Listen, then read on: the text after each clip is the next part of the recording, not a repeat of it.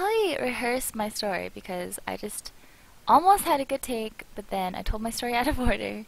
I don't even know the timeline to anything. Anyway, hello, Hafu here, and today I want to tell you guys about how I started streaming and this whole journey since we've started almost 2 years ago. So this all started actually before I started streaming in May. May of 2012 is when I got extremely sick and I had to have surgery, and they told me that I couldn't leave my house for a month. And I was like, holy fucking shit. What am I gonna do? I usually am super active during the summer. I usually am always outdoors, going to the beach, going to the town center, just being outside, observing the sun. And I couldn't do that. So I was just miserable at home, in pain. It just sucked. And and all my friends were telling me to play Diablo 3. They're like, oh my god, Diablo 3 is coming out, it's gonna be awesome. And I just didn't see the hype. I was like, isn't that just a PvE game? You know, I hadn't experienced Diablo 2 before, and I knew that I hated leveling and questing and raiding in World of Warcraft. I only liked the PvP part, and if Diablo 3 had no PvP, then I didn't want to do it. However, since I had nothing better to do, I decided at the last second to get the game and try it out. And of course, when it came out, I rushed to beat the game. I was in the first wave of people who beat it. I think I was maybe like a couple hours after the first people officially beat softcore Diablo 3. So even though I wasn't first, I was still in that first wave and had access to kind of grind the best gear since I had completed everything. And after that, you know, the real auction house came out and everyone was just farming and farming, getting better gear, making gold on the auction house. And at one point I was on a Mumble server with some Inca and Pain user who I had met originally at MLG because I used to compete. And they had their friend on there, HD Starcraft, who was the only person on that Mumble playing hardcore.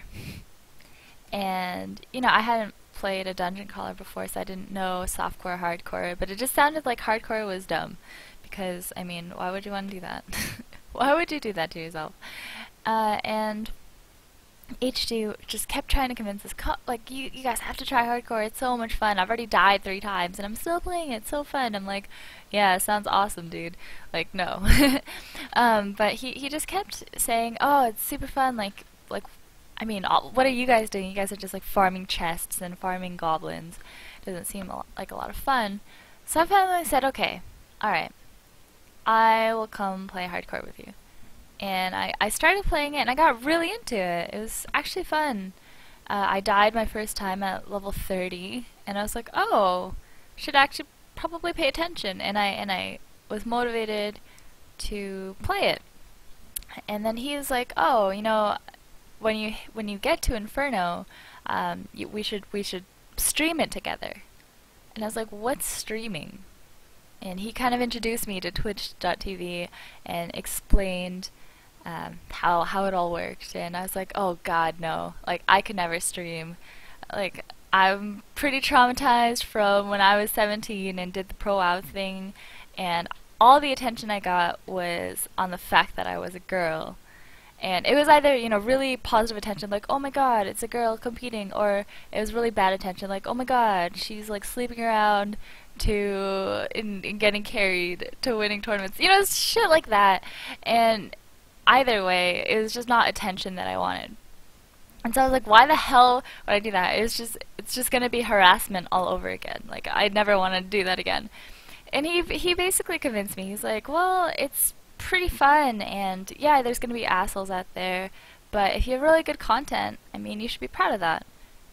There are going to be people who are obsessed over your gender, but that's just life. And after I heard that, I was like, okay, you know, I'll give this a shot. So I was actually still using the computer that I won from my 2008 tournament. So HP Blackbird, which is this like giant whirring machine that I think part of their advertisement scheme was like, oh, it can hold the weight of like a full-grown man or something. I don't know. It's just this giant computer that was just dying because it's, yeah.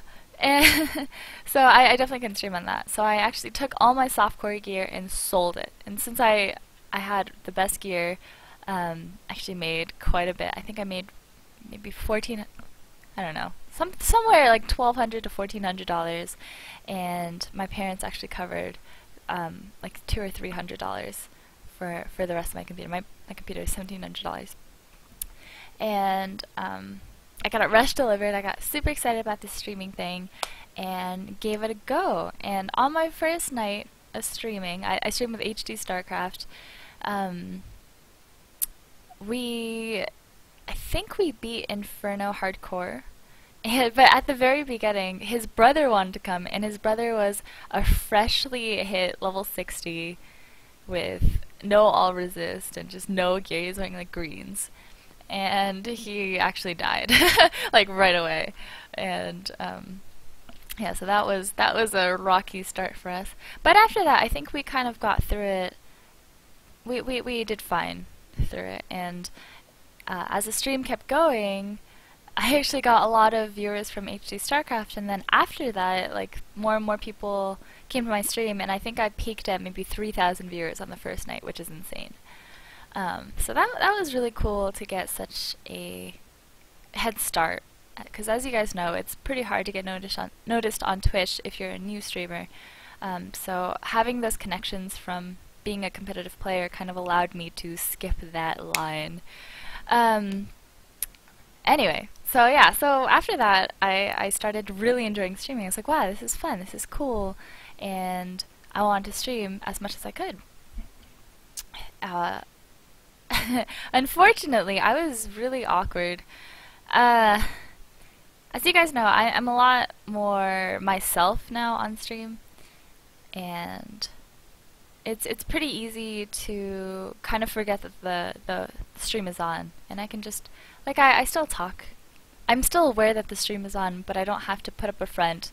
I can just act naturally and be comfortable. And at first, it really was uncomfortable to stream, and it's kind of like doing that again since vlogging is new to me, so bear with me, guys. But HD actually got pretty fed up with me. He's like, look, I think you're awesome, but I hate streaming with you. You're a completely different person, and you just need to like chill. And he meant that in a nice way, and that's something that I didn't even notice. I was like, oh, I'm acting differently on stream? What? But it's just wasn't something that I was used to, so. Anyway, after that happened, every time I'd stream I'd get like maybe 200 or 300 viewers, and I would stream as much as I could and just stream my progression through hardcore Diablo 3, and it was a lot of fun. And I started noticing that a community was forming. I started noticing the same names in chat. Like on the first night when there were 3,000 people, they're like, oh, you should get some mods. And so I would randomly mod people in chat. And that was a bad idea, because I modded one guy who literally banned every Chinese person. Because I had a bunch of people typing Chinese, and then there were like obviously racist people and just people being assholes. And I apparently modded one asshole because he literally banned every single Chinese person and then admitted to doing that. And I was like, oops. Because I didn't know what was going on. Yeah. So, after that, I started modding people that I would see over and over again. I think in that wave it was like Chicken, Jens, Aeon, and did I say Kent? But yeah, the four of them I modded right away. There's some other ones, but you know, those are the ones that you guys still see around in chat today, which is pretty cool. But yeah, I started noticing that there was a community forming. There were people showing up day after day And that was really cool. I had never been on Twitch before. I didn't know stream communities could exist. And I started becoming more and more comfortable with streaming, become acting more and more like myself, and it was awesome to have this kind of support system. Instead of having like random people come in all the time, it was like the same people that I started becoming friends with, and they became friends with each other, and it really made me more motivated to stream. So that was super cool, something that I learned. Anyway, I eventually beat Diablo 3. It took me a long time, but I eventually beat Diablo 3, I think in August.